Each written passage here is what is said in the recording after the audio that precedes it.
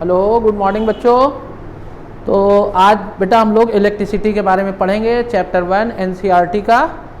और इस यूनिट में 2 यूनिट हैं बच्चों। और पहली यूनिट में यूनिट 1 में चैप्टर 1 है इलेक्ट्रोस्टैटिक, चैप्टर 2 है इलेक्ट्रोस्टैटिक पोटेंशियल एंड कैपेसिटेंस। दूसरी यूनिट में करंट इलेक्ट्रिसिटी है और एनसीईआरटी में इसके 16 मार्क्स हैं। तो ये चैप्टर बहुत इम्पॉर्टेंट है। बुक 1 में बड़ा इंटरेस्टिंग टॉपिक है और इसमें न्यूमेरिकल भरे पड़े हैं, कॉन्सेप्ट बहुत अच्छे से है। इसमें क्लास 9 से इसके बारे में हम लोग छोटे क्लासेस से इसके बारे में पढ़ते चले आ रहे हैं और अगर थोड़ा सा ध्यान लगा के पढ़ा जाए तो कोई मुश्किल चैप्टर नहीं है। तो यहाँ के ऊपर हम लोग सबसे पहले यूनिट 1 में आज इलेक्ट्रोस्टैटिक पढ़ते हैं। इलेक्ट्रोस्टैटिक का मतलब स्टेशनरी चार्ज, जो चार्ज रुके हुए होते हैं उनके बारे में हम लोग स्टडी करेंगे। और करंट इलेक्ट्रिसिटी में हम लोग जो चार्ज रन करता है, मूविंग चार्ज के बारे में स्टडी करते हैं।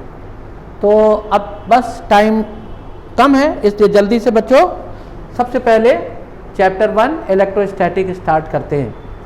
तो देखो बच्चों, इसका इंट्रोडक्शन यह है कि ईसा से पहले 600 साल पहले साइंटिस्ट हुआ करते थे, थैलेस नाम था। और थैलेस ने ये देखा कि जब 2 इंसुलेटेड बॉडीज़ को आपस में रब करते हैं तो उनमें एक स्पेशल तरह की प्रॉपर्टी डेवलप हो जाती है और वो छोटी छोटी चीज़ों को अट्रैक्ट करने लगती है, जैसे चिड़िया के पंख को, डस्ट पार्टिकल को, फर को ऐसे अट्रैक्ट करने लगते हैं। तो बहुत सारे एक्सपेरिमेंट किए उन्होंने और इसमें हम लोग को एक साइंटिस्ट जो बेंजामिन फ्रैंकलिन है, एक दिन क्या किया उन्होंने, वो रेशम की डोर से एक रेशम की बनी हुई काइट को उड़ा रहे थे। और वो काइट जब बहुत ऊंची उड़ गई और बादल, पानी बरस रहा था, तो बादल के पास जब वो पतंग पहुंची तो उनको झटका लगा। तो हुआ ये कि कंडक्टिंग मटेरियल हो गया, कंडक्शन हो गया और वहाँ से जो बादल का चार्ज था इंडक्शन से काइट पे आया और काइट से होता हुआ उनके हाथ पे पहुँचा तो उनको झटका लगा। तब फिर उन्होंने बहुत सारी एक्सपेरिमेंट किए और फ्रिक्शनल इलेक्ट्रिसिटी में उन्होंने ये बताया कि जब 2 बॉडीज आपस में रब की जाती हैं, उन्होंने गिलास की रॉड ली, गिलास की रॉड को रेशम के कपड़े से रब किया तो उन्होंने देखा कि गिलास की रॉड पर एक चार्ज डेवलप हुआ, उसका नाम पॉजिटिव चार्ज उन्होंने रखा। और ये जो रेशम है, रेशम के ऊपर नेगेटिव चार्ज एक्यूमुलेट कर गया। इसी तरह दूसरी बार उन्होंने ये देखा, दूसरा एक्सपेरिमेंट किया कि एबोनाइट की रॉड ली, एबोनाइट की रॉड को रब किया और फर से, कैट स्किन से रब किया तो एबोनाइट की रॉड पर नेगेटिव चार्ज और कैट स्किन पर पॉजिटिव चार्ज रब फर पे आ गया। एक और एक्सपेरिमेंट करके उन्होंने देखा कि जब ये जो हेयर्स होते हैं, बाल, इनको कॉम्ब से रब किया जाता है, सूखे बालों में कंघी करते हैं तो बॉल पॉजिटिवली चार्ज हो जाते हैं, कॉम्ब नेगेटिवली चार्ज हो जाता है। ये जो कॉम्ब है नेगेटिवली चार्ज हो जाता है। तो इन्होंने बताया कि अब पॉजिटिव चार्ज बॉडीज जो होती हैं क्यों इन पर आ जाता है, तो उन्होंने बताया कि जो positively charge body electron lose कर देती है, इसलिए पॉजिटिवली चार्ज हो जाती है और नेगेटिवली चार्ज बॉडी पर इलेक्ट्रॉन आ जाते हैं और इस तरह इलेक्ट्रॉन पर नेगेटिव चार्ज होता है तो इन बॉडी पर भी नेगेटिव चार्ज आ जाता है। तो हमने आपको बताया कि चार्ज 2 तरह के होते हैं, एक पॉजिटिव चार्ज और एक नेगेटिव चार्ज। अब इनमें देखो बच्चों, चार्जिंग के मेथड, कैसे बॉडीज को चार्ज करते हैं। तो आपने देखा 3 प्रोसेस होते हैं चार्ज करने के। पहला प्रोसेस तो आपने देखा कि रबिंग, फ्रिक्शनल, ये रबिंग करके चार्ज करते हैं। दूसरा मेथड होता है कंडक्शन, चार्ज बॉडी के कांटेक्ट में दूसरी चार्ज बॉडी ले आए तो चार्ज ट्रांसमिट हो जाएगा। तीसरा मेथड होता है इंडक्शन।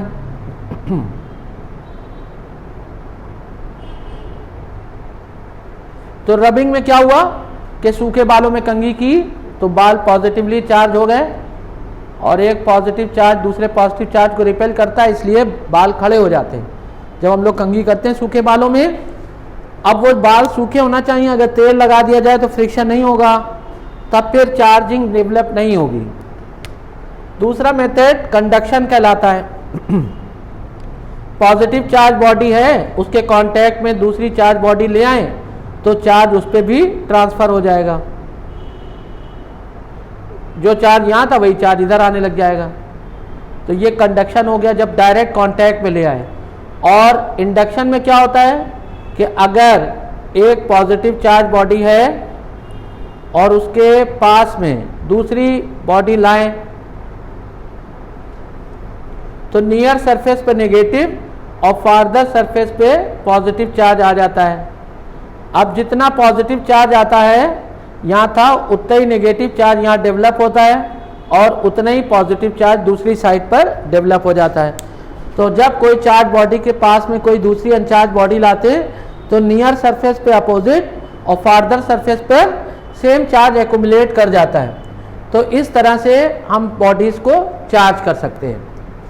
ठीक है, अब अगर हम कैटेगराइज कराएं तो बॉडीज तीन तरह की होती हैं। कंडक्टर्स जिनमें करंट पास हो जाए। अब जैसे मेटल्स हैं, लोहा, तांबा, पीतल, सोना, चांदी, aluminium, first group, second group, third group के एलिमेंट सारे मेटल हैं। और अब आप देखिए वो कंडक्टर्स हैं। दूसरे बॉडीज जिनमें इलेक्ट्रिसिटी पास नहीं होती वो इंसुलेटर कहलाती हैं। नॉर्मली सारी गैसेज इंसुलेटर हैं और लकड़ी, रबर, ये सब इनमें करंट नहीं पास होती, इंसुलेटर कहलाती हैं। तीसरी तरह की सेमीकंडक्टर। सेमीकंडक्टर फोर्थ ग्रुप के एलिमेंट जैसे सिलिकॉन, जर्मेनियम, इनमें कम करंट पास होती है, तो ये सेमीकंडक्टर्स कहलाते हैं। अब मेथड ऑफ चार्जिंग हमने आपको बताया। प्रॉपर्टीज ऑफ चार्ज, इसको देख लो बच्चों। प्रॉपर्टीज ऑफ चार्ज, चार्ज की कुछ प्रॉपर्टीज हैं। पहले जैसे कंजर्वेशन चार्ज का nature, law of conservation of charge. Law of conservation of charge, इसका मतलब ये कि charge never destroy never created. Charge को ना तो पैदा किया जा सकता है और ना खत्म किया जा सकता है। तो law of conservation of charge, charge never destroy never created. अब इसका एग्जाम्पल भी देखो, पेयर प्रोडक्शन। अगर एक मेटल पे गामा फोटान पड़ते हैं तो एक इलेक्ट्रॉन और एक पॉजिट्रॉन बन जाता है। तो यहाँ देखो टोटल चार्ज जीरो और पहले भी टोटल चार्ज जीरो था, तो ये कहलाता है, इसको हम लोग कहते हैं पेयर प्रोडक्शन। ये फिनोमेना पेयर प्रोडक्शन कहलाता है। तो पेयर प्रोडक्शन क्लियर एविडेंस है इन support of conservation of charge, pair production. दूसरा फिनोमेना ये है कि एक इलेक्ट्रॉन और एक पॉजिट्रॉन आपस में मिलते हैं तो दो गामा फोटान बनते हैं। ये फिनोमेना पेयर एनिलेशन कहलाता है, एनिलेट कहते हैं, पेयर एनिलेशन। पेयर एनिलेशन में क्या होता है कि पार्टिकल एनर्जी में कन्वर्ट हो रहे हैं, तो यहाँ पर भी टोटल चार्ज जीरो, यहाँ पर भी टोटल चार्ज जीरो। तो ये law of conservation of charge. दूसरी चार्ज की प्रॉपर्टीज है क्वांटाइजेशन नेचर। एक साइंटिस्ट थे, तो क्वांटाइजेशन नेचर में उन्होंने ये बताया कि नाम था उनका मिल्कन ऑयल ड्रॉप मेथड है, आगे पढ़ोगे तुम लोग। तो क्वांटाइजेशन नेचर उन्होंने ये देखा कि जो माइक्रो चार्ज होते हैं, छोटे वाले चार्ज, माइक्रो चार्ज जो होते हैं वो हमेशा इलेक्ट्रॉन के चार्ज के मल्टीपल होते हैं। यानी जो छोटे वाले चार्ज, उनके ऊपर एक इलेक्ट्रॉन के बराबर चार्ज आ सकता है, दो इलेक्ट्रॉन के बराबर, तीन इलेक्ट्रॉन के बराबर चार्ज आ सकता है। तो micro charge always exist in the multiple of charge of the electron. तीसरा इनवेरिएंट नेचर, चार्ज मूव करता है तो उसकी वैल्यू पर कोई असर नहीं पड़ता। जैसे मास मूव करता है तो मास बढ़ जाता है, मास अगर तेज चलता है तो मास बढ़ जाता है, लेकिन चार्ज अगर रुका है या चल रहा है इससे कोई मतलब नहीं, चार्ज चेंज नहीं होता। चौथी प्रॉपर्टी जो है वो एडिटिव प्रॉपर्टी कहलाती है। चार्ज को ऐड किया जा सकता है, दो चार्जेस हैं, जैसे 5 इलेक्ट्रॉन के बराबर दूसरा 6 इलेक्ट्रॉन के बराबर, तो दोनों को ऐड करके 11 इलेक्ट्रॉन चार्ज हो गया। तो चार्ज की यूनिट कूलम होती है और छोटी यूनिट माइक्रो कूलम। एक चार्ज की यूनिट इलेक्ट्रोस्टैटिक यूनिट भी होती है वो सीजीएस में, और इलेक्ट्रोमैग्नेटिक यूनिट भी होती है। एक इलेक्ट्रोमैग्नेटिक यूनिट बराबर 10 कूलम होता है। इस तरह से चार्ज की unit coulomb, electrostatic unit ईएसयू, electromagnetic unit. अब देखो बच्चों, चार्ज की 4 प्रॉपर्टीज बता दी।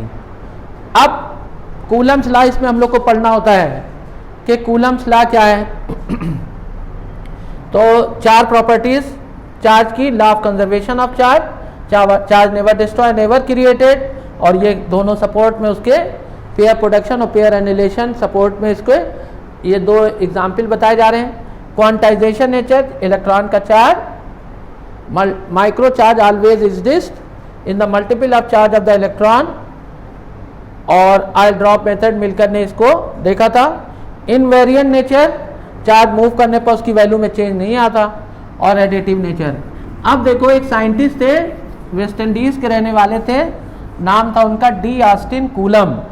इन्होंने कूलम्स लॉ दिया, और कूलम्स लॉ में उन्होंने ये बताया कि 2 पॉइंट लाइक चार्जेस अगर आपस में थोड़ी दूरी पर रखे होते हैं तो एक दूसरे को फोर्स लगाते हैं, और ये फोर्स दोनों चार्जेस के प्रोडक्ट के डायरेक्टली प्रोपोर्शनल और बीच की दूरी के इन्वर्सली प्रोपोर्शनल होता है। उनके बीच की दूरी के स्क्वायर के इन्वर्सली प्रोपोर्शनल होता है। अब अगर इन दोनों स्टेटमेंट को एक जगह मर्ज किया जाए तो F directly proportional to Q1 Q2 upon R square, proportional sign को रिमूव करें तो 1/4 पाई एप्सिलॉन 0 के Q1 Q2 upon R square, ये कोलम्बियन फोर्स है। अब यहाँ के ऊपर देखो बच्चों, अगर पॉजिटिव चार्ज, एक पॉजिटिव दूसरा भी पॉजिटिव है, तो एक दूसरे को रिपेल करेंगे, और जो रिपल्शन होगा वो लाइन ज्वाइनिंग के अलोंग होगा। अब यहाँ पर एप्सिलॉन नॉट जो होता है इसको हम परमिटिविटी ऑफ फ्री स्पेस कहते हैं, और इसकी वैल्यू होती है 8.85 10⁻⁻12 coulomb square upon newton metre square इसकी यूनिट है। और अब मीडियम की परमिटिविटी अलग होती है, ये परमिटिविटी वैक्यूम की है। अब के क्यों हम लोग कहते हैं डाइलेक्ट्रिक कांस्टेंट।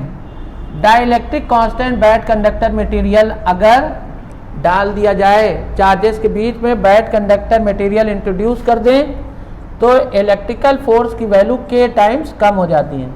अब के डाइलेक्ट्रिक कांस्टेंट होता है, एयर के लिए इसकी वैल्यू 1 और वाटर के लिए 81 होती है।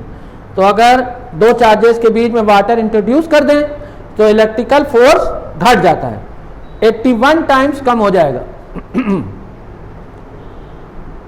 अब बच्चों, कोलम्बियन फोर्स जो है, इलेक्ट्रोस्टैटिक फोर्स अट्रैक्टिव रिपल्सिव दोनों होता है, ग्रेविटेशनल फोर्स ओनली अट्रैक्टिव होता है। इलेक्ट्रोस्टैटिक फोर्स मीडियम पे डिपेंड करता है, ग्रेविटेशनल फोर्स मीडियम पे डिपेंड नहीं करता। इलेक्ट्रोस्टैटिक फोर्स स्ट्रॉन्ग फोर्स है, ग्रेविटेशनल फोर्स वीकेस्ट फोर्स है। अगर ये 1 है तो ये 10⁻36 टाइम्स होगा। और दोनों सेंट्रल फोर्स हैं, लाइन ज्वाइनिंग के अलोंग लगते हैं, दोनों कंजर्वेटिव नेचर के हैं, मतलब इनके अगेंस्ट ग्रेविटेशनल फोर्स के अगेंस्ट बर्डन पाथ इंडिपेंडेंट होता है, और इलेक्ट्रोस्टैटिक फोर्स के अगेंस्ट भी जो वर्क किया जाता है वो पाथ इंडिपेंडेंट होता है। तो इलेक्ट्रोस्टैटिक फोर्स और ग्रेविटेशनल फोर्स में ये कंपैरिजन हो गया। तो बच्चों, आज तुम लोगों ने जो पढ़ा वो स्टार्टिंग है, इंट्रोडक्शन हमने दिया। ये बच्चों बहुत आसान है, 16 नंबर का एनसीईआरटी में पूछा जाता है। तो आज आपने ये पढ़ा यूनिट 1 में चैप्टर 1 इलेक्ट्रोस्टैटिक। ठीक है, अब नेक्स्ट टाइम आगे कल थोड़ा सा आगे करेंगे। ओके, गुड मॉर्निंग बच्चों। कल बेटा हमने इलेक्ट्रोस्टैटिक स्टार्ट कराया था, यानी एनसीईआरटी क्लास 12th में जो यूनिट 1 है उसमें इलेक्ट्रोस्टैटिक है, चार्ज के बारे में, चार्ज की प्रॉपर्टीज़ के बारे में, चार्ज कैसे डेवलप होता है, कई तरह के चार्ज होते हैं, इनके बारे में कल डिस्कस किया था। ब्रीफ में एक 2-3 मिनट के अंदर देखो कल जो पढ़ाया था उसको ब्रीफ में डिस्कस किए ले रहे हैं। जब दो इंसुलेटेड बॉडीज़ को आपस में रब किया जाता है तो एक बॉडी पॉजिटिवली चार्ज हो जाती है बच्चों, एक नेगेटिवली चार्ज हो जाती है। जो बॉडी इलेक्ट्रॉन लूज करती है वो पॉजिटिवली चार्ज हो जाती है और जो इलेक्ट्रॉन टेकअप करती है वो नेगेटिवली चार्ज हो जाती है। अब यहाँ के ऊपर एग्जाम्पल्स हमने दिए थे कि गिलास की रॉड को रेशम के कपड़े से रब करने पर गिलास की रॉड पॉजिटिवली चार्ज हो जाती है। इसी तरह एबोनाइट की रॉड को बिल्ली की खाल से रगड़ने पर एबोनाइट की रॉड नेगेटिवली चार्ज हो जाती है। और सूखे बालों में कंघी करने से बालों पर पॉजिटिव चार्ज आ जाता है और कॉम्ब पर नेगेटिव चार्ज आ जाता है। अब चार्ज की प्रॉपर्टीज़ बताई थी कि law of conservation of charge, charge never destroy never created. 2 example से इसको हमने डिस्कस किया था कि पेयर प्रोडक्शन, पेयर एनिलेशन, और फिर इनवेरिएंट नेचर, चार्ज अगर मूव करता है तो उसकी वैल्यू पर कोई मैग्नीट्यूड पर चेंज नहीं आता। लॉ ऑफ क्वांटाइजेशन बताया था कि छोटे चार्ज माइक्रो चार्ज जो होते हैं वो माइक्रो चार्ज इलेक्ट्रॉन के चार्ज के मल्टीपल होते हैं। एडिटिव नेचर बताया था कि चार्ज को ऐड और सब्ट्रैक्ट किया जा सकता है। और ये बताया था कि पॉजिटिव चार्ज, एक पॉजिटिव चार्ज दूसरे पॉजिटिव चार्ज को रिपेल करता है और एक नेगेटिव दूसरे नेगेटिव को रिपेल करता है और एक पॉजिटिव और एक नेगेटिव के बीच में अट्रैक्शन होता है। चार्ज कई तरह से, 2 तरह के पॉजिटिव और नेगेटिव चार्ज बताया, और बॉडीज़ चार्ज के बिहाफ के ऊपर कैटेगराइज की जाती हैं कि जिनमें चार्ज फ्लो कर सकते हैं उनको कंडक्टर कहते हैं, चार्ज जिसमें नहीं मूव करता वो इंसुलेटर कहलाते हैं, और जिनमें चार्ज थोड़ा थोड़ा मूव करता है वो सेमीकंडक्टर कहलाते हैं। चार्ज कई तरह से बॉडी को चार्ज किया जा सकता है, तो एक तो रबिंग, और दूसरा मेथड बताया गया कि दूसरे मेथड में हम लोग कांटेक्ट में लाएं, एक चार्ज बॉडी के कांटेक्ट में दूसरी बॉडी लाते हैं तो उस पर चार्ज डेवलप हो जाता है। अगर एक पॉजिटिवली चार्ज बॉडी है, दूसरी अनचार्ज बॉडी उसके कांटेक्ट में रख दें तो उसका पॉजिटिव चार्ज दूसरे वाले पर भी, अनचार्ज वाली बॉडी पर भी ट्रांसफ़र हो जाता है। तीसरा हमने ये बताया था मेथड इंडक्शन, जब चार्ज बॉडी के पास में कोई अनचार्ज बॉडी रखते हैं तो नियर सरफेस पे अपोजिट चार्ज और फार्दर सरफेस पे पॉजिटिव चार्ज डेवलप हो जाता है। फिर चार्ज की बच्चों यूनिट होती है, आमतौर से चार्ज कूलम में नापा जाता है, लेकिन एक चार्ज ए बी कूलम भी लिखा होता है, ए बी कूलम, या जिसको हम लोग ESU भी कहते हैं। तो एक ESU बराबर इलेक्ट्रोस्टैटिक यूनिट 3 × 10⁹ कूलम के बराबर होती है, और एक इलेक्ट्रोमैग्नेटिक यूनिट होती है। इलेक्ट्रोमैग्नेटिक यूनिट भी चार्ज की यूनिट है और 10 कूलम के बराबर होता है। एक इलेक्ट्रोमैग्नेटिक यूनिट 10 कूलम के बराबर होती है। छोटे चार्ज माइक्रो कूलम में लिखे जाते हैं। 1 micro coulomb is equal to 10⁻⁻6, 1 micro coulomb 10⁻⁻12 coulomb, और 1 नैनो कूलम 10⁻⁻9 कूलम के बराबर होता है। आज बेटा हम तुम लोग को ये बताते हैं कि कूलम्स लॉ क्या है। तो कूलम्स लॉ में आपने देखा कि 2 पॉइंट चार्जेस स्टेशनरी हैं और आपस में बहुत पास रखे हैं, तो इनके बीच में इलेक्ट्रिकल फोर्स लगता है। F directly proportional to Q1 Q2 upon R²। ये जो इलेक्ट्रिकल फोर्स होता है ये चार्जेस के प्रोडक्ट के डायरेक्टली प्रोपोर्शनल और डिस्टेंस के स्क्वायर के इन्वर्सली प्रोपोर्शनल होता है। अब प्रोडक्ट ऑफ चार्ज और डिस्टेंस जो इनके बीच में, दोनों स्टेटमेंट को बच्चों अगर हम एक साथ देखें तो F directly proportional to Q1 Q2 upon R², यहां पर प्रोपोर्शनल साइन की जगह एक कांस्टेंट यूज किया। ये एप्सिलॉन नॉट को हम लोग परमिटिविटी ऑफ फ्री स्पेस कहते हैं और के डाइलेक्ट्रिक कांस्टेंट कहलाता है।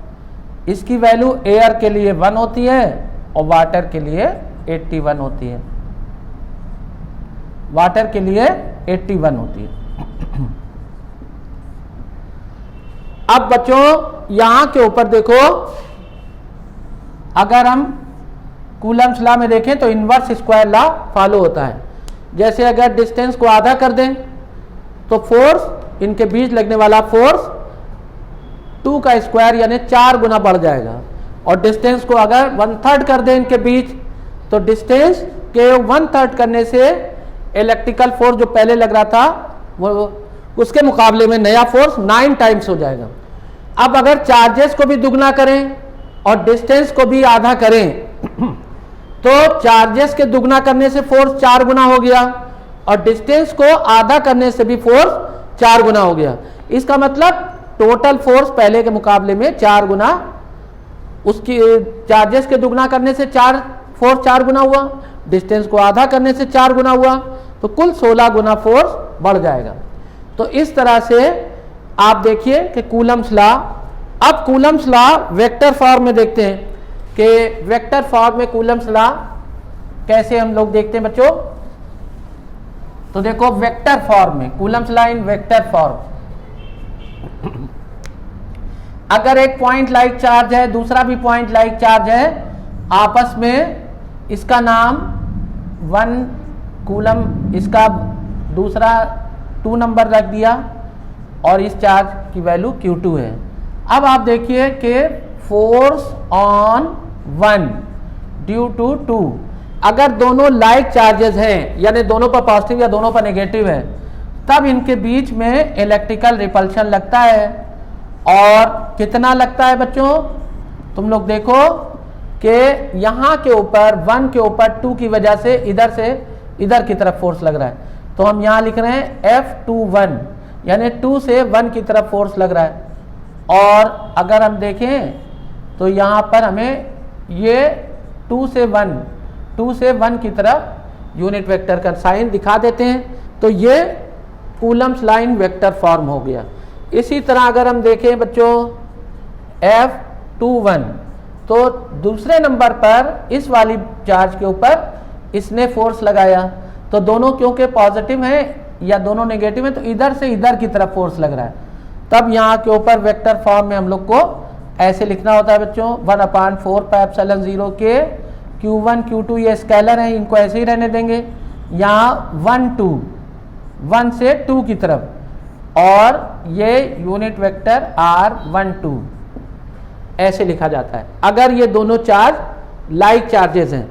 अब आप देखिए, क्योंकि हमको ये पता है कि R21 और माइनस बराबर होता है R12, तो अगर ये दोनों वैल्यूज यहां रख दें तो देखो F12 बराबर माइनस F21। इससे हमको ये पता चल रहा है कि जितना फोर्स पहला वाला चार्ज दूसरे पे लगाता है उतना ही फोर्स दूसरा वाला पहले पे लगाता है। दोनों फोर्स बराबर हैं मैग्नीट्यूड में और साइन में अपोजिट हैं, यानी ये ऐसा लग रहा है कि जितना फोर्स ये इस पे लगा रहा है उतना ही फोर्स ये इस पे लगा रहा है अपोजिट डायरेक्शन में। तो ऐसा लग रहा है कि ये एक्शन रिएक्शन फोर्स न्यूटन का थर्ड लॉ फॉलो कर रहे हैं कि यानी एक चार्ज ने दूसरे चार्ज पर जितना फोर्स लगाया दूसरे वाले ने पहले वाले पर इतना ही और अपोजिट डायरेक्शन में लगा दिया।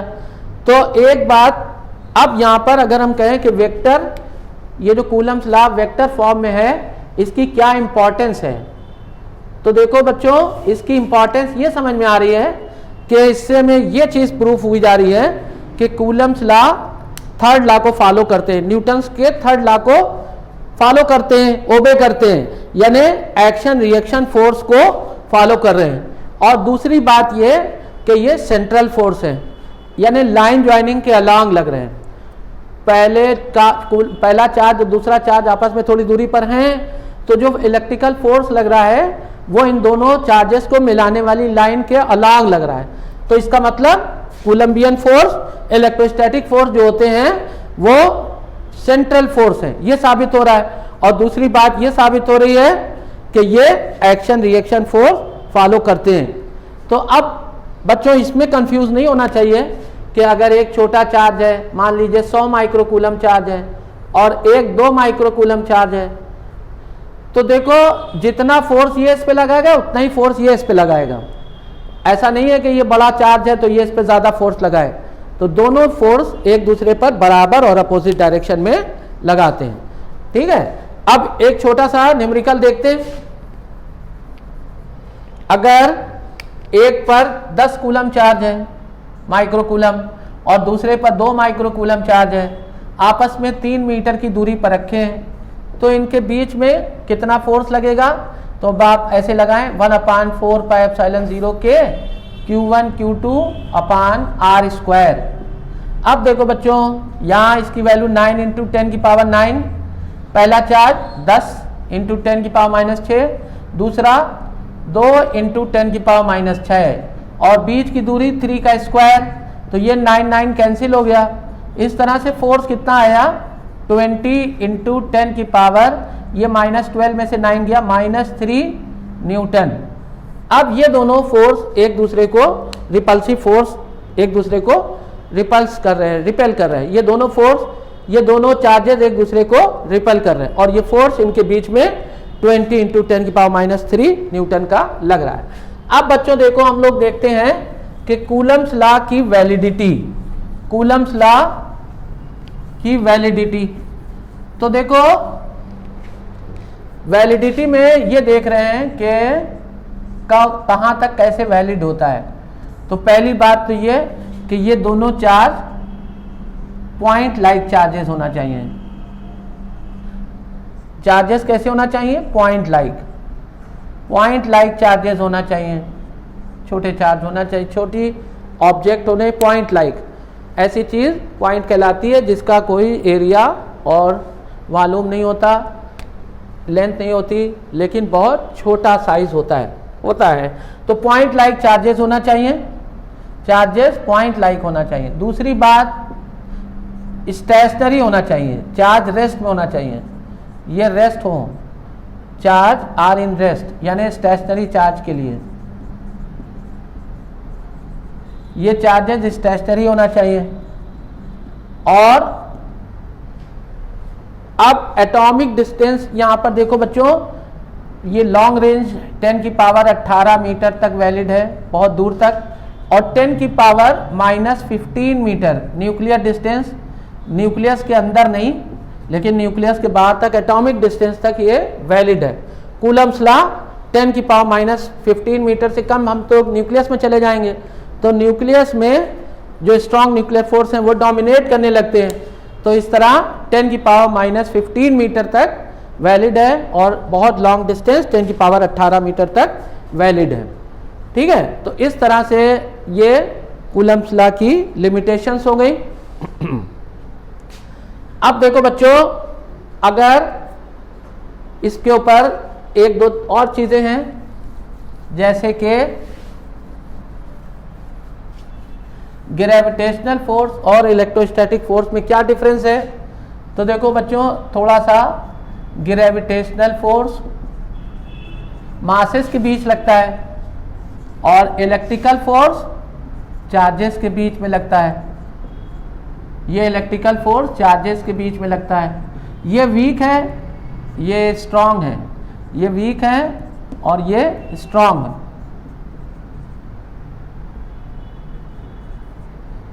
ये वीक है और ये स्ट्रांग फोर्स है। और ये 10 की पावर, अगर देखा जाए ये 1 है, तो ये 10 की पावर, इससे 10 की पावर 36 टाइम स्ट्रॉन्गर होता है जनरली। और ये भी सेंट्रल फोर्स है, लाइन ज्वाइनिंग के अलांग लगता है। और अभी आपने ये भी देखा था कि ये भी सेंट्रल फोर्स है, ये भी लाइन ज्वाइनिंग के अलांग लगता है। और ये भी कंजर्वेटिव नेचर का है, यानी ग्रेविटेशनल फोर्स के अगेंस्ट वर्क किया जाए तो पाथ इंडिपेंडेंट होता है। और ये भी कंजर्वेटिव नेचर का होता है, यानी दोनों कंजर्वेटिव नेचर के हैं। बस इसमें देखो बच्चों 2-3 डिफरेंस हैं कि ये अट्रैक्शन होता है ओनली, इसमें अट्रैक्शन होता है, और ये अट्रैक्शन भी है और रिपल्शन भी है। यहाँ अट्रैक्शन और रिपल्शन दोनों लगता है। और एक और देखो बच्चों डिफरेंस कि ये मीडियम इंडिपेंडेंट है, मीडियम पे डिपेंड नहीं करता, मीडियम इंडिपेंडेंट। अगर मासेस के बीच में कोई सा भी मीडियम हो तो ग्रेविटेशनल फोर्स पर कोई असर नहीं पड़ेगा, लेकिन ये मीडियम डिपेंडेंट है, एयर में ज़्यादा लगता है, और अगर कोई भी इंसुलेटेड मीडियम बीच में डाल दिया जाए तो फोर्स कम हो जाता है। ये मीडियम डिपेंडेंट होते हैं, ठीक है। ये ग्रेविटान के एक्सचेंज से डेवलप होता है और ये फोटान के एक्सचेंज से। इलेक्ट्रिकल फोर्स फोटान के एक्सचेंज से डेवलप होते हैं, यहाँ पर फोटान का एक्सचेंज जब होता है तब डेवलप होते हैं, और ये ग्रेविटान के एक्सचेंज से डेवलप होते हैं, ग्रेविटान के एक्सचेंज से डेवलप होते हैं, और ये फोटान के एक्सचेंज से डेवलप होते हैं। तो अब आपने देखा कूलम्स लॉ वेक्टर फॉर्म में भी बता दिया, और उसकी अब यहाँ पे बच्चों एक आध चीज़ और जल्दी से देख लो। हम लोग कहते हैं इलेक्ट्रिक फील्ड, तो इलेक्ट्रिक फील्ड क्या होती है?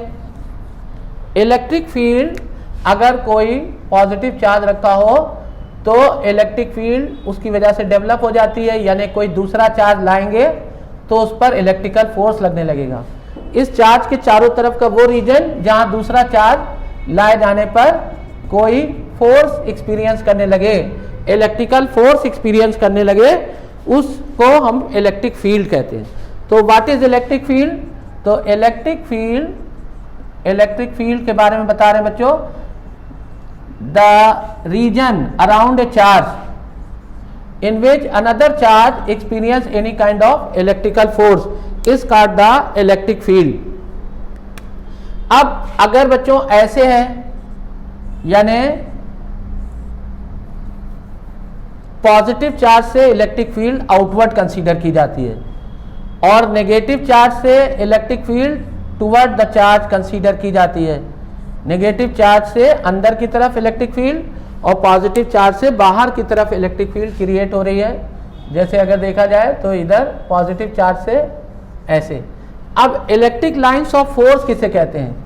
देखो बच्चों, electric lines of force, electric lines of force क्या होते हैं इनके बारे में देखते हैं। तो अगर एक चार्ज रखा है पॉजिटिव चार्ज, एक टेस्ट यूनिट चार्ज, एक छोटा सा चार्ज, बहुत छोटा चार्ज जिसकी अपनी इलेक्ट्रिक फील्ड नहीं होती, टेस्ट यूनिट चार्ज कहलाता है। जब टेस्ट यूनिट चार्ज लाते हैं तो टेस्ट यूनिट चार्ज को ऊपर इस चार्ज का रिपल्शन लगता है और उसके चलने से वो मूव करता है, इस फोर्स की वजह से वो चलने लगता है।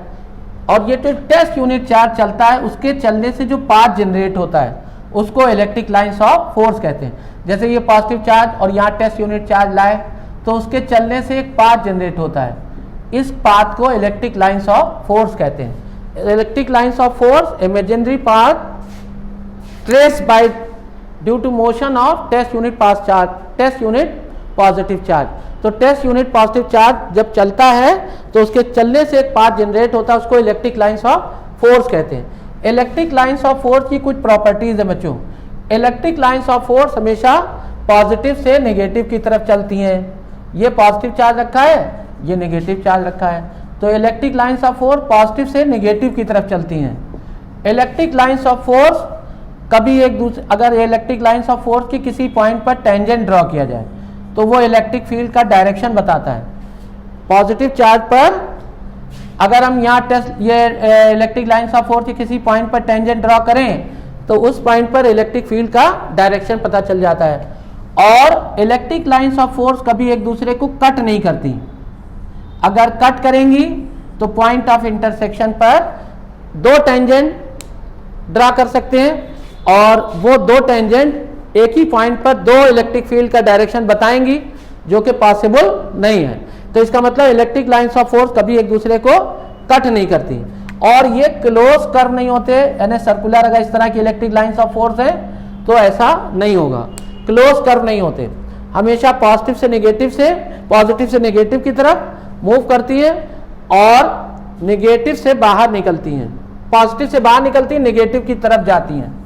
तो इलेक्ट्रिक लाइंस ऑफ फोर्स कभी एक दूसरे को कट नहीं करती, electric lines of force positive से चलती हैं, नेगेटिव की तरफ जाती हैं, क्लोज कर्व नहीं होते और कभी एक दूसरे को कट नहीं करती। तो ये इलेक्ट्रिक लाइंस ऑफ फोर्स हो गए। अब बच्चों देखो, अगर ये इलेक्ट्रिक लाइंस ऑफ फोर्स ऐसे दिखाई गई हैं तो इसका मतलब इलेक्ट्रिक फील्ड यूनिफॉर्म है, यानी ए पॉइंट पर और बी पॉइंट पर इलेक्ट्रिक फील्ड की वैल्यू इक्वल है, ठीक है। और अगर यहां लाइंस देखो क्लोज्ड हैं और यहां लाइंस दूर दूर हैं तो इसका मतलब इलेक्ट्रिक लाइंस ऑफ फोर्स यहां पर करीब है तो यहां फील्ड ज्यादा है, यहां फील्ड कम। जितनी लाइंस क्लोज्ड होती हैं उतनी electric lines of force close होने से स्ट्रॉन्ग इलेक्ट्रिक फील्ड पता चलती है। अब बच्चों देखो, टेस्ट यूनिट चार्ज के बारे में बताया कि एक छोटा सा चार्ज जिसकी अपनी इलेक्ट्रिक फील्ड ना हो, इलेक्ट्रिक लाइंस ऑफ, वो कहलाता है टेस्ट यूनिट चार्ज। अब देखो intensity of electric field, intensity of electric field, intensity of electric field कैसे निकालते हैं बच्चों? इंटेंसिटी ऑफ इलेक्ट्रिक फील्ड, अगर एक टेस्ट यूनिट चार्ज किसी इलेक्ट्रिक फील्ड में रखा है तो उस पर इलेक्ट्रिकल फोर्स लगता है और पॉजिटिव चार्ज पर फोर्स इलेक्ट्रिक फील्ड के डायरेक्शन में लगता है। तो अगर हम आपसे कहें कि ये टेस्ट यूनिट चार्ज किसी इलेक्ट्रिक फील्ड में रखा है तो उस पर फोर्स लगेगा, फोर्स और चार्ज के रेशियो को इंटेंसिटी ऑफ इलेक्ट्रिक फील्ड कहते हैं। अब क्योंकि फोर्स और इलेक्ट्रिक फील्ड वेक्टर क्वांटिटीज हैं इसलिए इन पे एरो लगता है। अब intensity of electric field E is equal to force upon charge, इसकी यूनिट न्यूटन, इसकी यूनिट कूलम। तो electric intensity E is equal to newton पर कूलम इसकी यूनिट हो गई।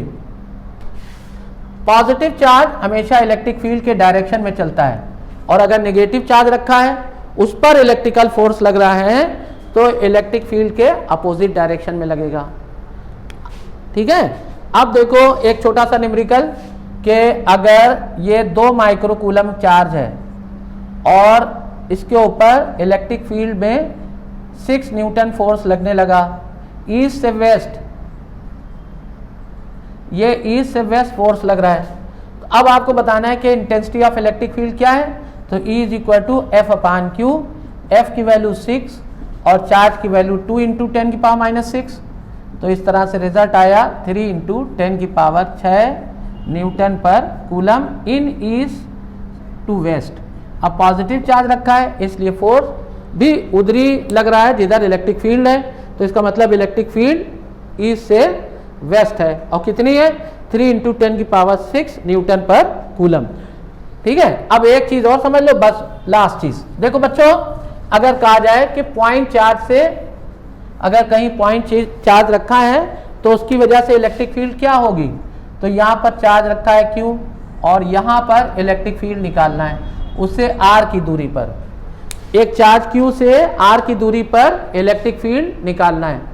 तो intensity of electric field due two point charge, due two point charge. अब अगर पॉइंट चार्ज Q रखा है उससे R की दूरी पर हमको इलेक्ट्रिक फील्ड निकालना है, तो हम लोग को क्या करना होता है, एक टेस्ट यूनिट चार्ज मानते हैं कि P पर रखा है, एज्यूम करते हैं कि P पर एक टेस्ट यूनिट पॉजिटिव चार्ज रखा है।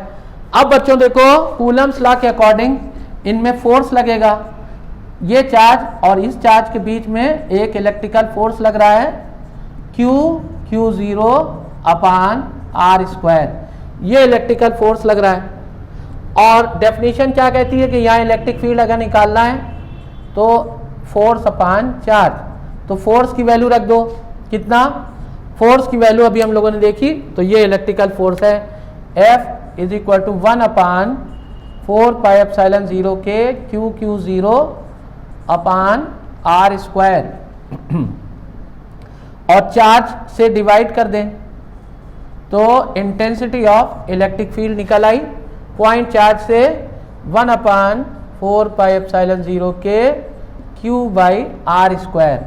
अब बच्चों देखो, इलेक्ट्रिक फील्ड हमेशा अगर पॉजिटिव चार्ज है तो चार्ज से पॉइंट की तरफ होती है, डायरेक्शन उसका चार्ज से पॉइंट की तरफ है, पॉजिटिव चार्ज की वजह से इलेक्ट्रिक फील्ड। अगर नेगेटिव की वजह से होती तो P2A होती। तो इस तरह इलेक्ट्रिक फील्ड पॉइंट चार्ज की वजह से, आप बच्चों देखिए कि इनवर्स स्क्वायर लॉ फॉलो कर रही है। अगर चार्ज के पास में देखें तो इलेक्ट्रिक फील्ड ज्यादा होगी, दूर इलेक्ट्रिक फील्ड कम होती चली जाएगी। और अगर हम ग्राफ प्लॉट करें, वाई एक्सिस पे इलेक्ट्रिक इंटेंसिटी और आर पे, ये एक्स एक्सिस पे डिस्टेंस आर लें, तो इस तरह से इलेक्ट्रिकल फोर्स, ये जो इंटेंसिटी ऑफ इलेक्ट्रिक फील्ड और डिस्टेंस के बीच में ग्राफ देखेंगे तो इस तरह से कर्व होगा। तो इंटेंसिटी जैसे जैसे चार्ज से दूर होते जाते हैं इलेक्ट्रिक इंटेंसिटी घटती जाती है, इनवर्स स्क्वायर लॉ फॉलो करती है। आज बच्चों हम लोग यहाँ तक रोक रहे हैं, फिर नेक्स्ट कल आपको बताएंगे आगे का। जो तुमने इलेक्ट्रिक इंटेंसिटी यहाँ तक पढ़ लिया है, अब इसके बचे हुए टॉपिक आगे की वीडियो में शेयर करेंगे और कुछ प्रॉब्लम्स एनसीईआरटी की वो भी डिस्कस